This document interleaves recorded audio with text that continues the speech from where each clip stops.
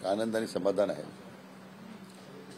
की माननीय मुख्यमंत्री देवेंद्रजी फडणवीस साहेबांनी जी विश्वासाने माझ्यावर जबाबदारी सोपवली ती मी आज सर्व आमच्या मंत्रिमंडळातील उपसमितीच्या सदस्यांच्या बरोबर ती आज पार पाडली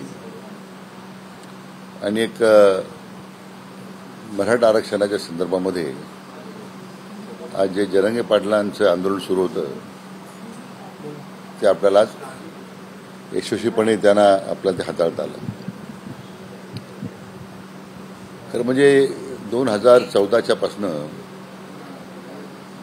त्या काळामध्ये 19 पर्यंत जे 58 मोर्चे मराठा समाजाचे निघाले हे राज्याच्या स्थापनेनंतर भूषण भविष्य अशा प्रकारचे होते आणि मी नेहमीच माननीय फडणवीस साहेबांचं अभिनंदन करतोय, नेहमीच करतोय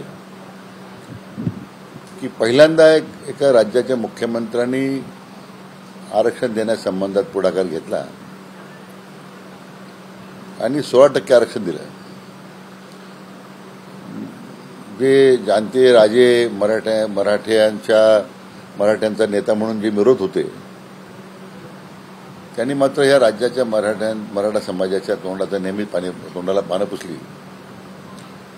परंतु फडणवीस साहेबांनी 16% आरक्षण दिलं ते सर्वोच्च न्यायालयापर्यंत टिकलं. नंतर पुन्हा हे जे महाविकास आघाडी सरकार सत्तेत आलं ज्याचं नेतृत्व शरद पवार करत होते, उद्धव ठाकरे करत होते, त्यांची इच्छाशक्तीच नव्हती पहिल्यापासून. शरद पवार नेहमी सांगत आले की मराठा समाज आरक्षण देत आहेत आणि त्या कमावलेलं आरक्षण यांनी घालवलं आणि मग पुन्हा एकदा महायुती सरकार सत्तेवर आल्यानंतर मग ते 10% आरक्षण देण्याचा निर्णय झाला. एससीबीसी मधून आता समाजाच्या मुलांना चांगली संधी मिळते आणि आज सुद्धा हा निर्णय करताना गेल्या मी 3-4 दिवस माननीय मुख्यमंत्री देवेंद्रजी फडणवीस साहेबांचा माझा रोज आमची बैठक व्हायची. त्यातल्या काय कायदेशीर बाबी आहेत, त्रुटी आहेत, कशा पद्धतीने आपला निर्णय टिकला पाहिजे. केवळ फक्त आश्वासन देऊन चालणार नाही पण दिलेलं आश्वासन आपल्याला पूर्ण करता आलं पाहिजे ही त्यांची भूमिका होती. आणि म्हणून मला वाटतं आजचं जे यश मिळालं त्यामध्ये खरं म्हणजे हे माननीय मुख्यमंत्र्यांचं फार मोठं त्याच्यातला त्यांचा सहभाग आणि त्यांचं मार्गदर्शन त्यामुळेच आता हे आम्हाला आजचं यश पाहायला मिळालं. राज्याचे दोन्ही उपमुख्यमंत्री माननीय एकनाथ शिंदे साहेब असतील, माननीय अजितदादा असतील याचं सुद्धा सहकार्य आहेच. ते सुद्धा आमच्या या सगळ्या प्रक्रियेत होते.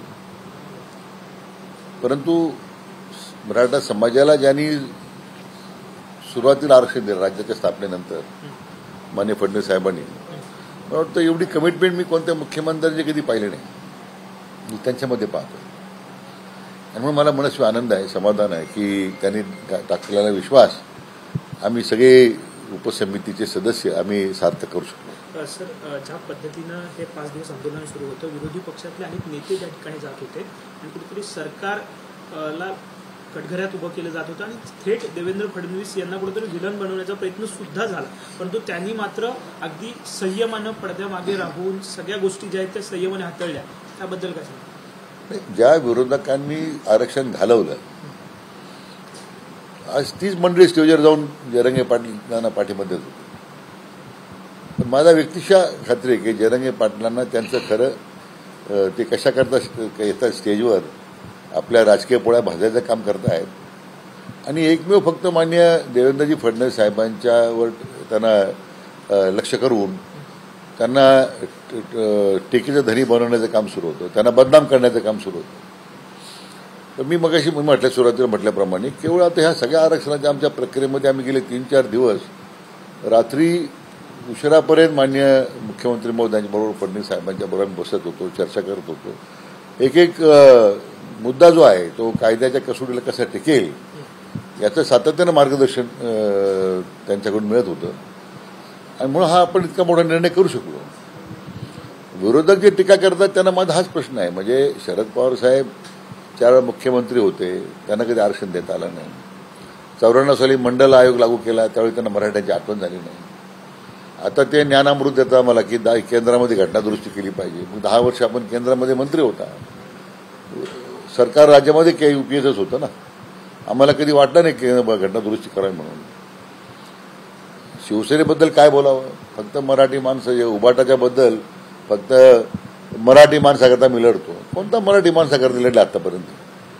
कधी आरक्षणाकरता त्यांनी कधी पुढाकार घेतला असं मी तर कधी पाहिलं नाही माझ्या 30 वर्षाच्या विधानसभेमध्ये किंवा माझ्या सार्वजनिक जीवनामध्ये.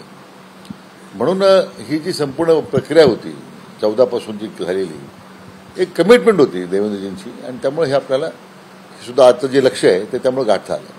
ज्या पद्धतीने खरं तर ओबीसी मधून आरक्षण देता येत नव्हतं, कायम कोर्टाचे याबाबतचे निकाल होते, या सगळ्या बाबी आहेत त्या बाजूला करत देवेंद्र फडणवीसांनी खरं तर या सगळ्या संदर्भामध्ये एक महत्त्वाचा निर्णय घेऊन आज खरं तर हैदराबाद गॅझेट देखील आहे ते लागू करण्यासाठी GR काढायला लागला. म्हणजे ते तुम्ही काढला उपसमितीच्या माध्यमातून. आता कसं होतं, कारण की या सगळ्या प्रक्रियेतून कशा पद्धतीने तुम्हाला काम करावं लागलं होतं? नाही, जो आग्रह होता ओबीसीमध्ये आरक्षण देण्याबद्दल, तर सरकारची भूमिका आपण पहिल्यापासूनच सांगितलेली होती, आणि मान्य देवेंद्रजींनी सुद्धा की ओबीसीच्या आरक्षणाला कुठे धक्का लागणार नाही, आणि ती कमिटमेंट आपण दिलेली पूर्वी, आणि ते कमिटमेंट समोर ठेवूनच हे जे आरक्षण देण्याच्या बाबतीमध्ये आज निर्णय झाला, हैदराबाद गॅझेटियर लागू करण्यासंदर्भात निर्णय झाला.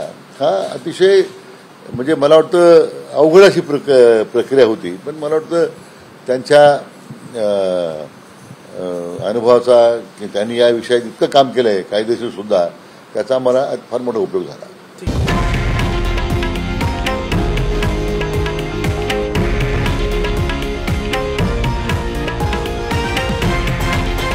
हे आहे देशातील नंबर 1 न्यूज नेटवर्क, आणि आपण पाहत आहात TV9 मराठी, एकमेव.